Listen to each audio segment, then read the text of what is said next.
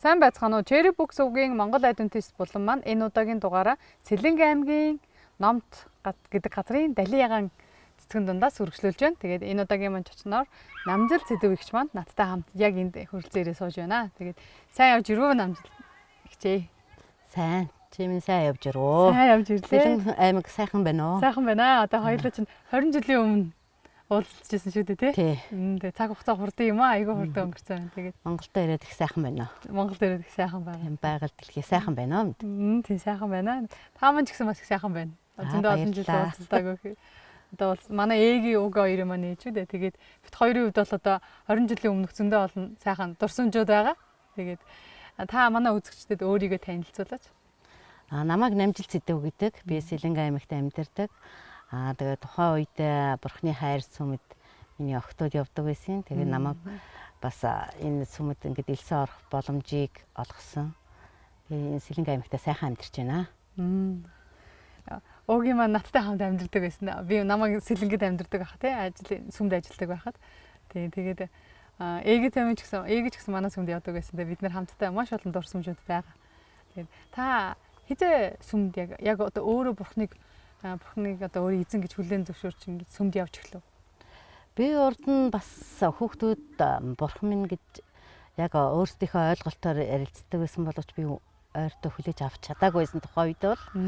Тэгээд 2003 онд яг анхныхаа удаа би бол өөрөө бодлоо яг итгэгчээр сэтгэлээсээ хүлээж авсан. Энэ сүмийн энэ итгэлийг тий хүлээж авсан. Тэгээд бурхан ингээд танд ингээд бурханы таны залбирлыг сонсоод тэгээд одоо таны залбиралд хариулж байсан тийм гэрчлэл танд байгаа болохгүй юу бидэнтэй. Байлгүй яг хоо тий бас өөр хүүхдийн төлөө энэ хэдмэн бурханд итгээд ингээд явж байгаа болохоор би бас ирээдүйд нь энэ бурхны хайр, бурхны ивэл бас бидэнд бэлхэн байх болтгоо гэж би үргэлж боддог байсан. Тэгээ миний хүүхдүүд бүгд сургууль соёл амьдрал ахуйд нь бол их нөлөөлж байгаа гэж боддгийг. Яагаад гэвэл тэдний өөрсдийнхээ итгэлээр олсон тийм амьдралын баялаг сүмийн бурхны хайр ивэл юм аа л гэж боддог шүү дээ. Мэн. Уугийн маань ээгийн сүмд явж байгаа. Одоо манай ээгийн болохоор Филиппинд амьдарч байгаа шүү дээ, тий? Тэгээ уугийн маань Улаанбаатарт амьдарч байна. Бас гадаадд зөндөө олон жил амьдарч байгаа гэсэн. Тэгээд сүмд явж байгаа үед нь танд одоо инээдэмтэй дурсамжтай тийм цаг үе тийм түүхүүд байгаа юу? Таны санаанд бууж байгаа одоо байдаг юм аа. Манай хоёр хүүхд хоёулаа ерөнхий улс хурлын сургуульд байсан.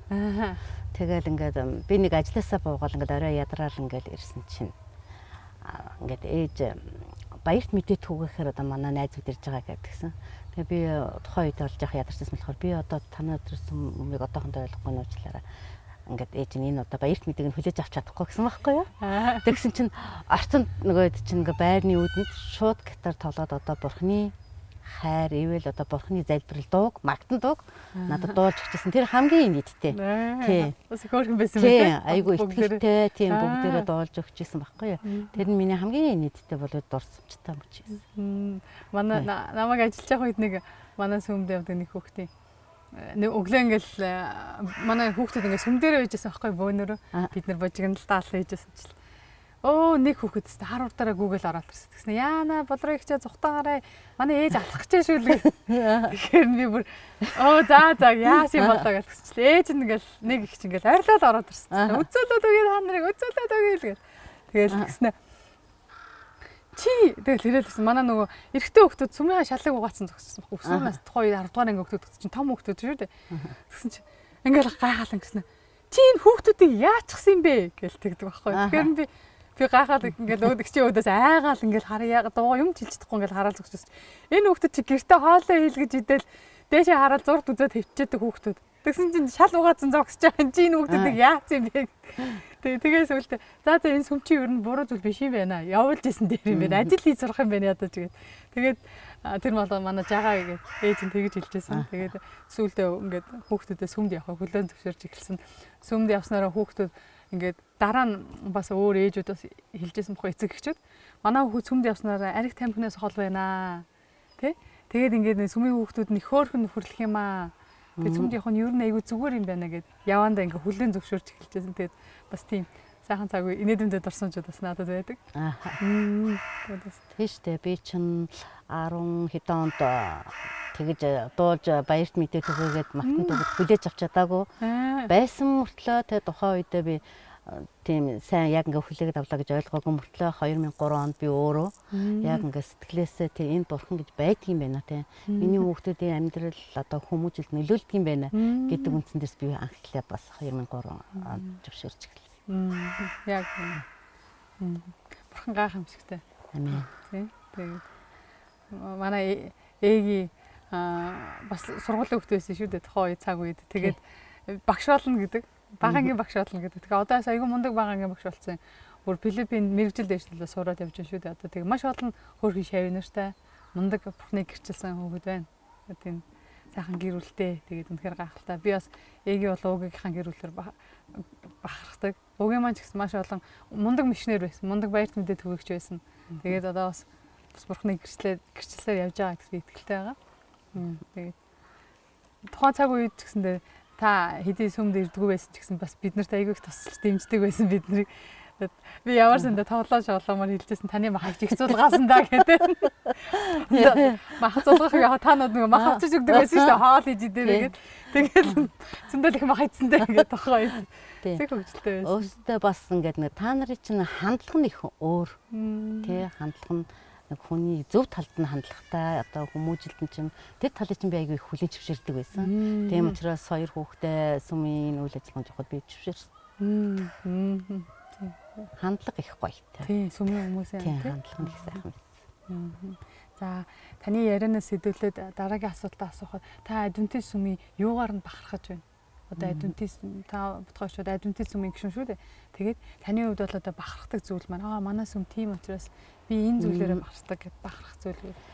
Би бас бодчихлээ тийм л да тийм бурхны хайр сүмд би ингээд яваад эхлээд ингээд надад айгуунд энэ бахархдаг зүйл нь хүмүүс нь нэг иш үзүүлэх гэдэг юм уу да тийм нэг өөрсдийг нэг 7-7 хоноод нэг ирээл ингээд тэг өөрийнх нь амьдралд бурхны ивэлийг одоо бусдаа хуваалцж байгаа юм шиг таалагддаг.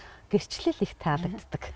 Яг үнэ залбираад бурхан одоо тэр хүний залбиралд хариулсан тэр хариултын талаар бусдтайгаа хуваалцж байгаа тэр гэрчлэл маш их таалагддаг шүү дээ. Болж игэл би ч гэсэн бас тэг өөрийнхөө хүсэл мөрөөдлийг бас гэрчлэлийг бас хэлхийг хүсдэг. Тийм ярихыг хүсдэг. Яг зөв. Тэг яг тэр зүйлээр л бид нар ч урамшиж сүм доторх ах дүүс болж байгаа шүү дээ. Хөрлөж байгаа гэсэн үг тийм.